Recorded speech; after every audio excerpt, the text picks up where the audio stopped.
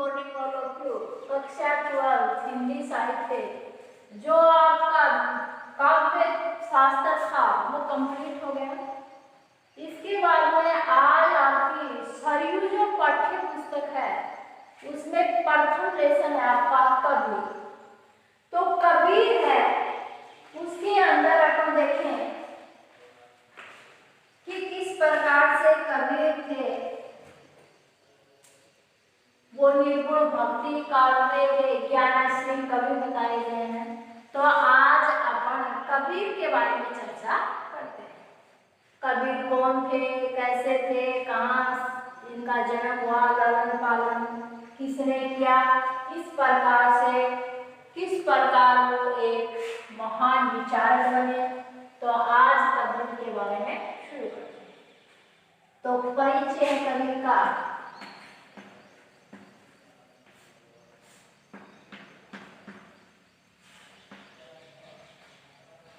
कबीर का जन्म है वो हुआ था विक्रम संवत 1455।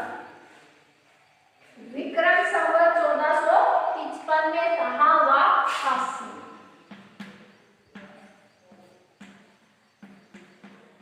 अब अपन करते हैं ईस्वी सन, और ईस्वी सन करेंगे तो विक्रम संवत में से अपन ईस्वी सन को यानी 57 साल को क्या कर देते हैं, घटा देते हैं। तो क्या आ जाता है आपका ईस्वी सन आ जाता है। तो देखो ईस्वी सन करने के लिए अपन क्या करेंगे, इसमें से 57 घटा देंगे और 57 घटाते ये क्या बन जाएगा,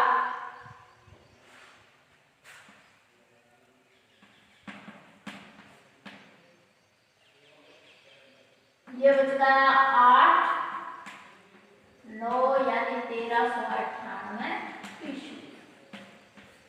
अपनी जब 2020 चल रही है वैसे इसका जन्म हुआ था 1398 ईस्वी में। तो कबीर है इनका जन्म विक्रम संवत 1455 काशी में हुआ। यानी कि कई बार विक्रम संवत ही दे देते हैं हिंदी के अंदर।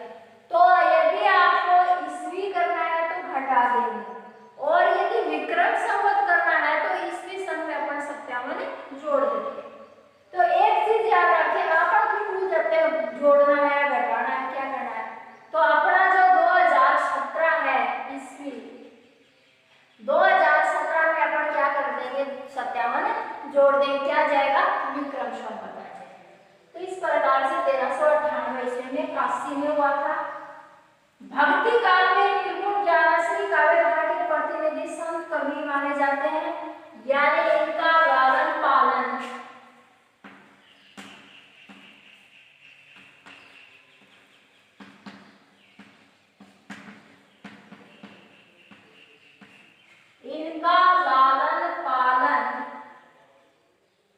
नीरुनिमा नामक जुलाह दंपति ने किया।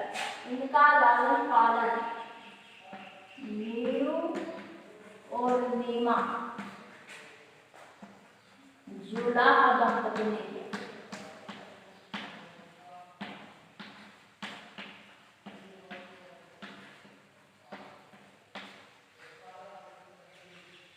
तो लालन पालन नीरू नीमा जुलाह दंपति ने किया था इनका।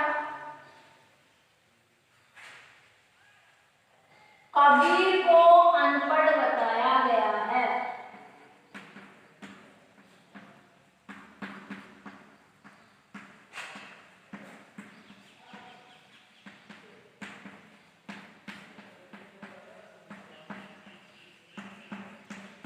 कबीर को अनपढ़ बताया, देखो इसने कहा था ना, कागज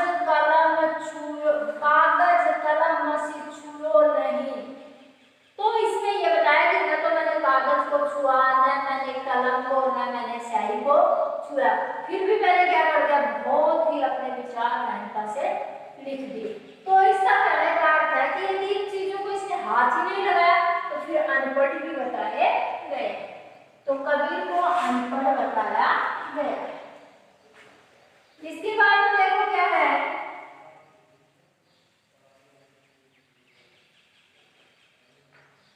अब ये किस प्रकार से थे। तो भक्ति काल में ये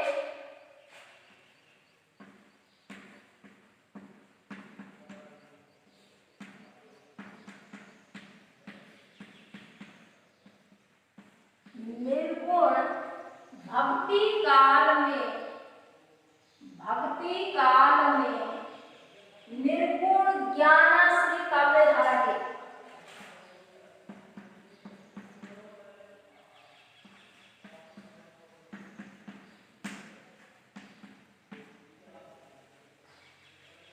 भक्ति काल में निर्गुण ज्ञानाश्री काव्य धारा के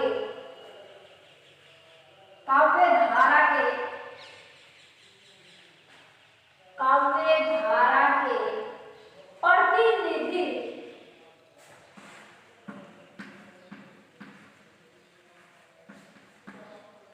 संत कवि माने गए।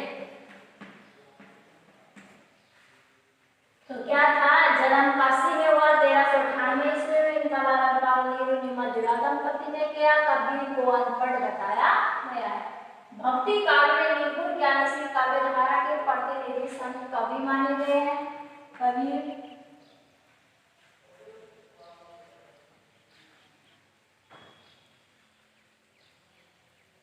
साधु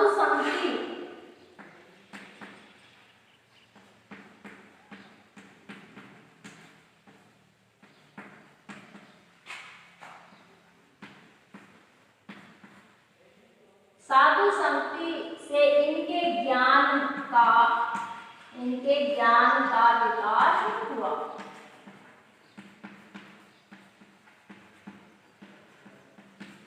क्या हुआ? ज्ञान का विकास हुआ साधु संती से, यानी उनके संपर्क में आगे फिर बाद में इन्होंने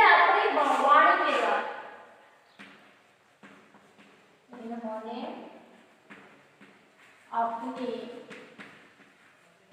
वाणी के द्वारा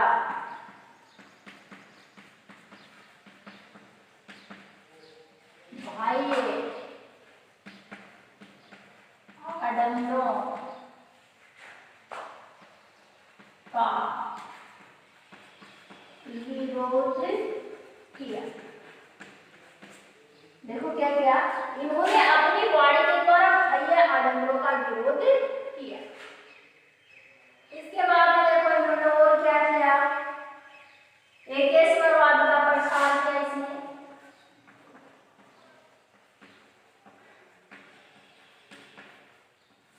एकेश्वरवाद का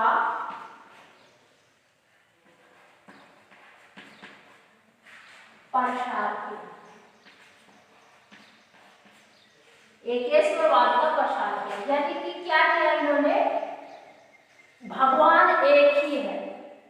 मुस्लिम वाला ऐसे कहा था ना, कंकर पत्थर चुन चुन के मस्जिद दिया बनाए, फिर मुल्ला क्या करता है उसको बांध देता चढ़ करके। तो क्या भगवान को सुनाई देता है? वो धीरे धीरे करने तो क्या सुनाई नहीं देता? इस प्रकार से इन्होंने क्या किया, तीनों धर्म को मानने वाले हैं, जाति को और भगवान को अलग अलग भागों में बांट रखा है, हिंदू मुस्लिम सिख ईसाई। तो इन्होंने कहा कि हर पत्थर में क्या है, भगवान। तो इसने कहा कि उस पत्थर को एक मूर्ति रूप देकर कोई पूजना जरूरी नहीं है। जहां भी आप बैठे हुए अपने भगवान को याद कीजिए, वो साक्षात आपके सामने आ जाएगा। तो इन्होंने बाह्य आडंबर थे उनका विरोध कर दिया और एकेश्वरवाद का प्रचार किया कि एक ही है भगवान, हजार नहीं है। आगे कबीर ने क्या किया,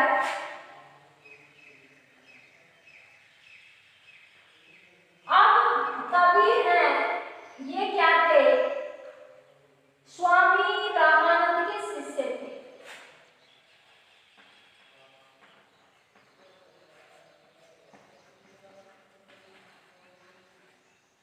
ये स्वामी रामानंद के शिष्य थे।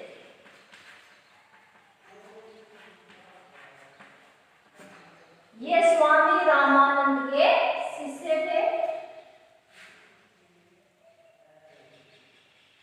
यहां तक आपने उतारा होगा। तो देखो क्या था, जन्म हुआ 1398 में यूपी में। इनका लालन पालन नेहरू नीमा जुड़ा दंपति ने किया। कबीर को अनपढ़ बताया गया है।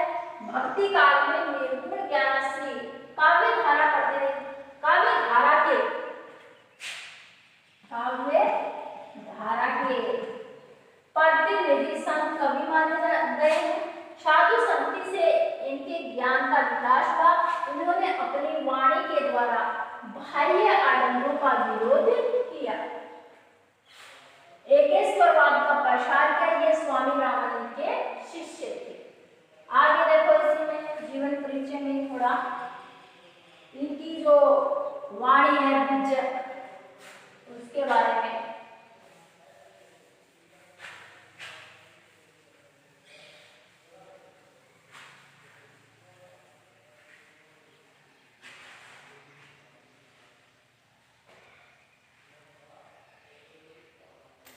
तो इनकी जो मृत्यु है वो देखिए पहले। मृत्यु हुई इसकी 1575 में। मृत्यु विक्रम संवत 1575 में। अब वही आपको करना है, ईस्वी सन याद करने के लिए है। ये भी सही है और 1455 भी सही है और 1575 भी सही है। फिर भी अपन सोचते हैं कि 120 साल जिए थे, 120 साल जिए थे कभी। तो इसमें से अपन क्या करेंगे, सत्यावन बता देंगे। देखो दोबारा 8 वर्ष में 9 1498 2 साल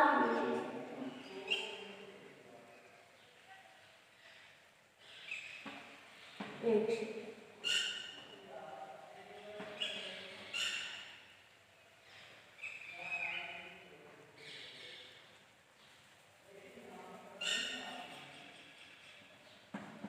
1518 और वो थी 1398। देखो घटा के देखिए 1398 0 2 1 120 वर्ष क्या होती है जीवित रहते।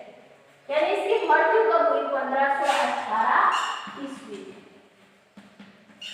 कब हुई, 1518 ईस्वी। तो देखो क्या है, विक्रम संवत 1575 या फिर 1518 ईस्वी में इसकी मृत्यु।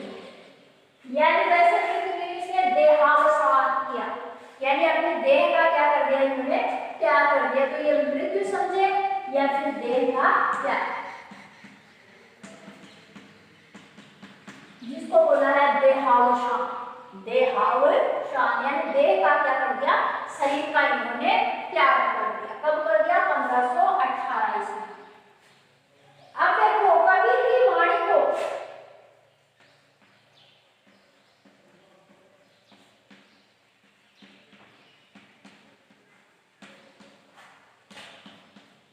कबीर की वाणी को बीजक नामक ग्रंथ में संकलित किया।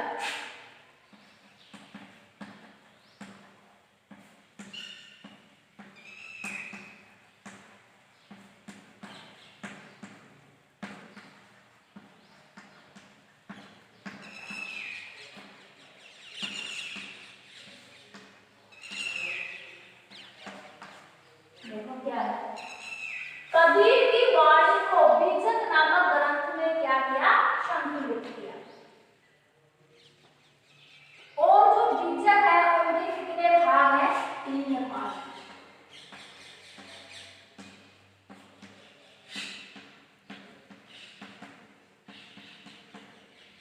बीजक के कितने भाग हैं, 3 भाग हैं। फर्स्ट है साखी, शबद और रविंद्र।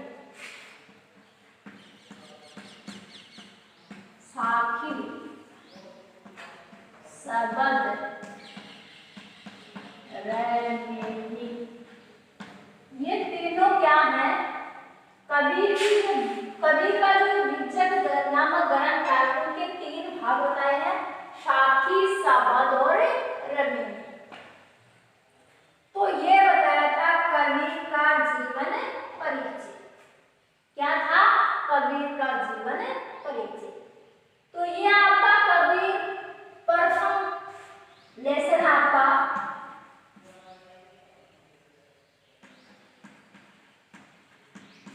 फर्स्ट पार्ट आपका प्रथम पाठ।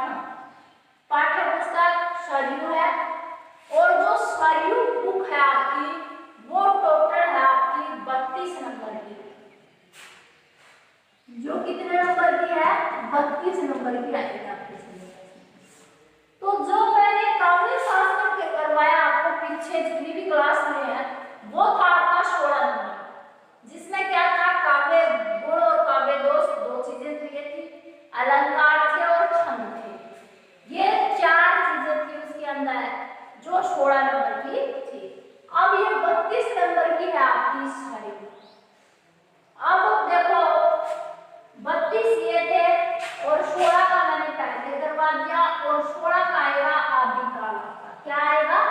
ये तो है काव्य शास्त्र और ये है ही सरयू, ये आदिकाल होगा आपका। और 16 नंबर की आपकी जो दूसरी बुक है वो होगी। इस प्रकार से करके आपका डिवाइडेशन किया जाएगा। तो देखो इसमें ये तो था पाठ परिचय, सॉरी कबीर का परिचय, लेखक जीवन परिचय होता है। अब है इस लेसन में आपको क्या दिया है उसके बारे में होता है पाठ परिचय। तो ये था लेखक परिचय। अलग से आपके है ना 2 नंबर का लेखक परिचय आपका दे दे, 2 करके 4 नंबर का लेखक परिचय। जरूरी नहीं वो कबीर का दे दे, कोई और का दे दे, या फिर कई बार आदिकाल जो आता है इसमें मुंशी प्रेमचंद का दे देगा, आगे का दे देगा, क्योंकि आपके वैष्णव में भी नहीं है और वैसे आदिकाल में भी।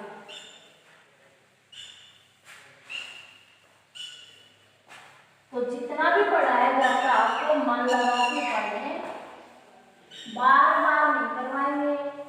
कई बच्चे ग्रुप से हट गए, पता नहीं कोई इंटरेस्ट नहीं है या फिर क्या है। पाठ परिचय में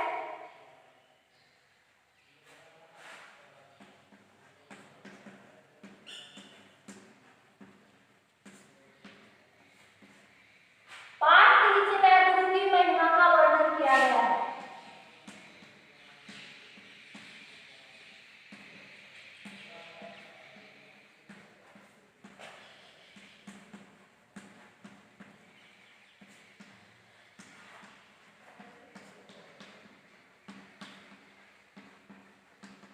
क्या है? गुरु की महिमा का वर्णन किया गया है।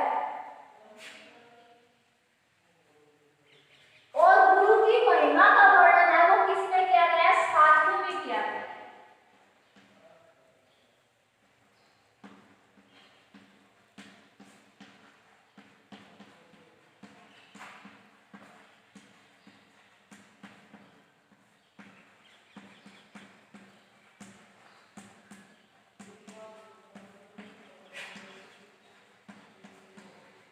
देखो क्या है, महिमा को साधु में उजागर किया।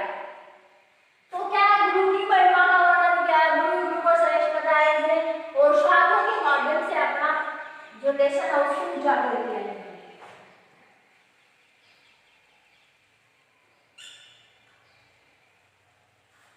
अब इसने और क्या बताया? संसार की नश्वरता,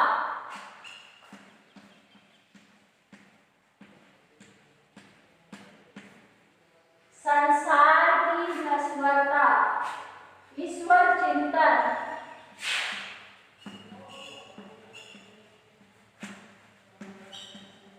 ईश्वर चिंतन, संसार की नश्वरता, ईश्वर चिंतन था भक्ति को लेकर।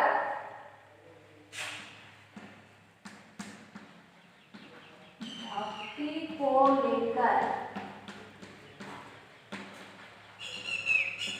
भक्ति को लेकर, भक्ति को लेकर अटपटी वाणी व्यक्ति,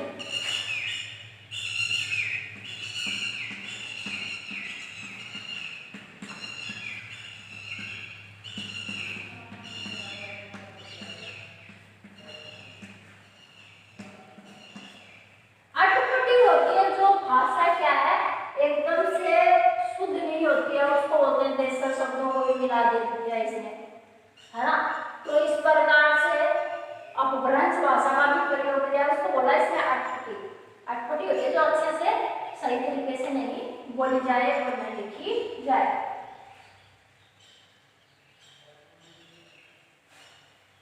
इसमें देखो जो पद है ना कबीर के, उसमें पदों में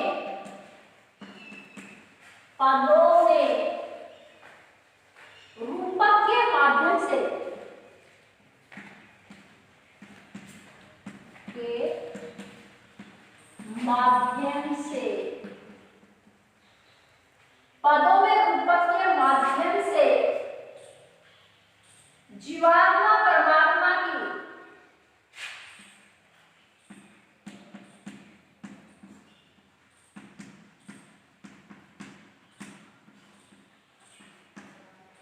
देखो पदों में रूपक के माध्यम से जीवात्मा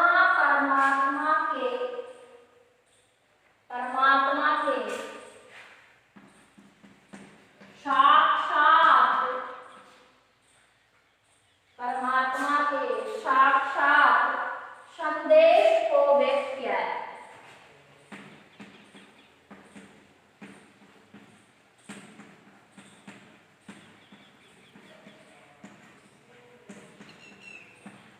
मैंने क्या है लेसन में जीवात्मा और परमात्मा का वर्णन किया है। जीवात्मा और परमात्मा का वर्णन किया है।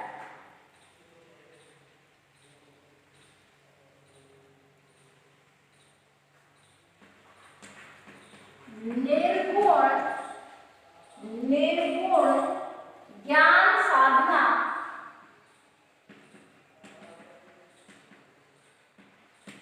निर्गुण ज्ञान साधना एवं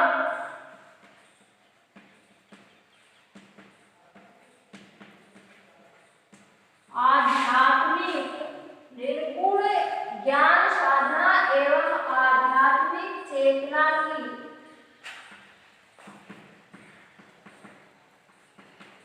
अभिव्यक्ति प्रकट की।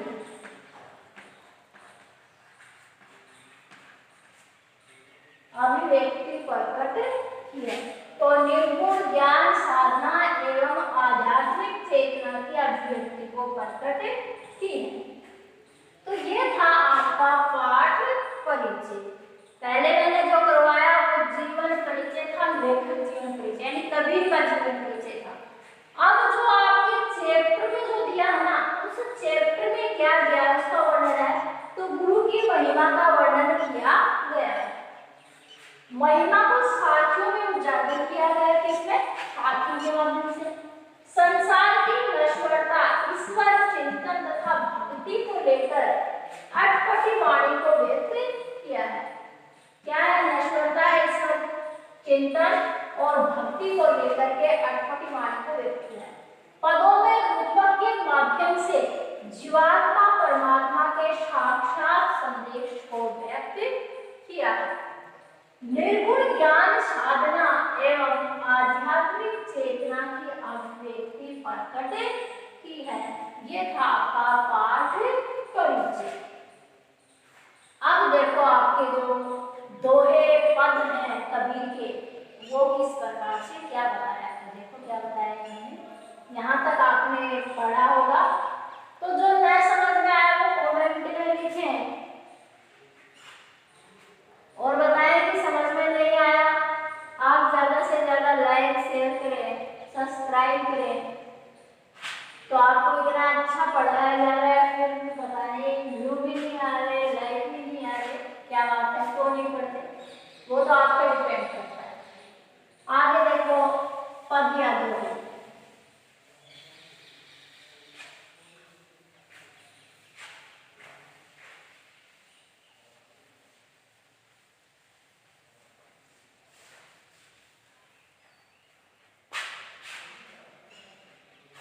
फर्स्ट पद या श्लोक आपका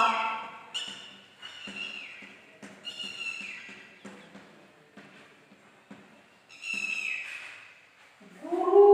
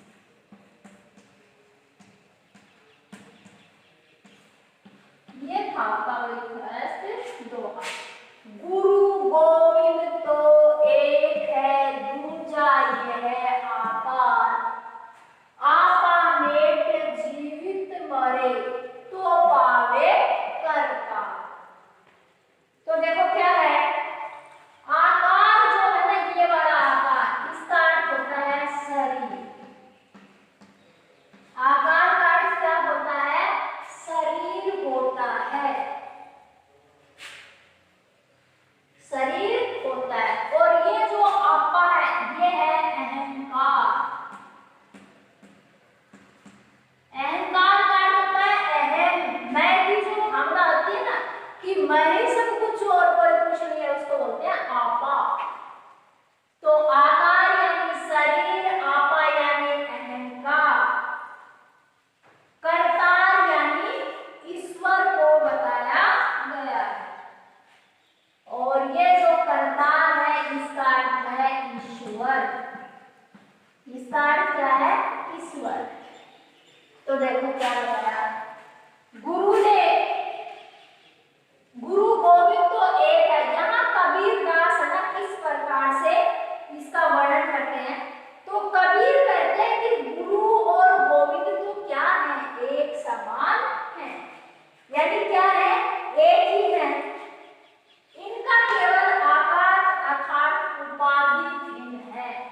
आकार का अर्थ शरीर या उपाधि, उपाधि भी है पद ही तो अलग है कि वो शिष्य है और वो गुरु है। कितना ही अंतर बताया किसने? कबीर ने। किसने? गुरु और शिष्य। देखो क्या कहता है, गुरु गोविंद तो एक है, गुरु भी उसी को बताया मैंने और ईश्वर भी उसी को बताया। दूजा ये आकार, ये तो क्या है? शरीर का आकार अर्थात उसकी उपाधि अलग अलग होती है। गुरु हमें साक्षात हमारे सामने होता है, लेकिन ईश्वर तो हमारे सामने नहीं है। हम उसको क्या करते हैं? स्वीकार करते हैं कि भगवान है। तो इसलिए कहा ये दोनों चीजें क्या है? एक समान है। जब हम मानते हैं तो किसने कहा ऐसा? कबीर ने कहा।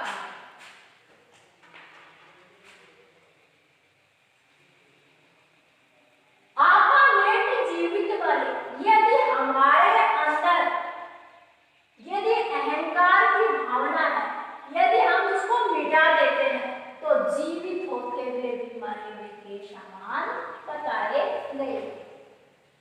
तो जो शिष्य अपने अहम भाव को मिटाकर जीवित अवस्था में ही मरा सा हो जाता है तो पावे करता, तभी उसको ईश्वर का साक्षात्कार प्राप्त होता है। यानी भगवान उस शिष्य को कब प्राप्त होता है? जब वो अहंकार को मिटा करके जीवित होते हुए भी क्या होता है? मरे हुए के समान अपनी आत्मा को कर लेता, तभी उसको ईश्वर की प्राप्ति होती है। यानी भगवान के साक्षात दर्शन उसको होते हैं। ये किसने बताया? कबीर ने बताया। तो बहुत अच्छा लगा है। गुरु गोविंद तो एक है, उसी को कबीर ने कहा गुरु है और वही क्या है? गोविंद है। यानी रूप अलग अलग है, चीज तो एक ही है। दूसरा ये आकार और क्या है? दूसरा तो ये एक शरीर है अपना, ये आकार है अपना जो क्या है? बदल दिया है।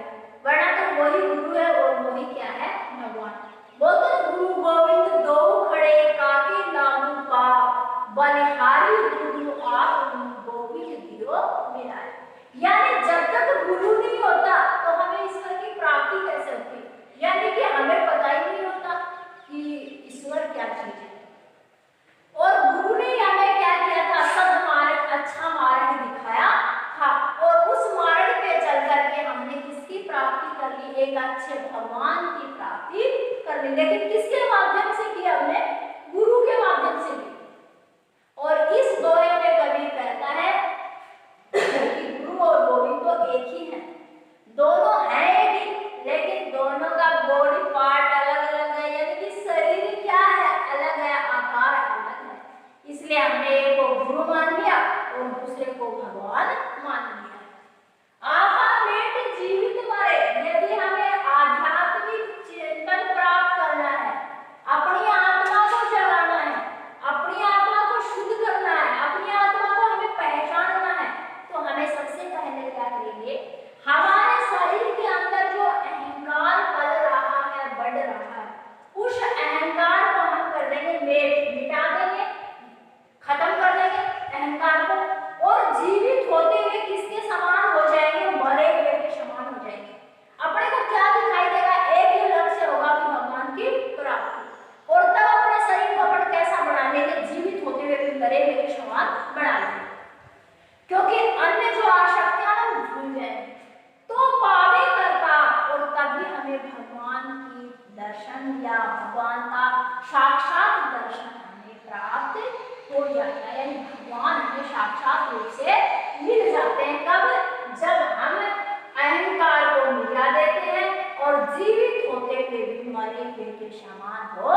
जाते हैं, तब जाकर के हमें भगवान की प्राप्ति होती है। ये था आपका कबीर का प्रथम दोहा। दूसरा देखो क्या है,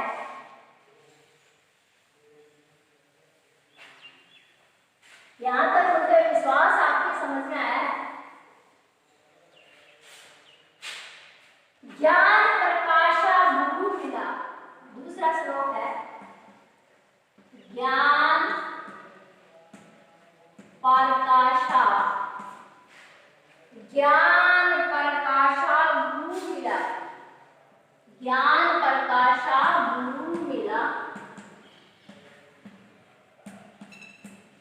ज्ञान प्रकाशा गुरु मिला, सो जिनि बिसरी जाई, सो जिनि बिसरी जाई, सो जिनि बिसरी जाई।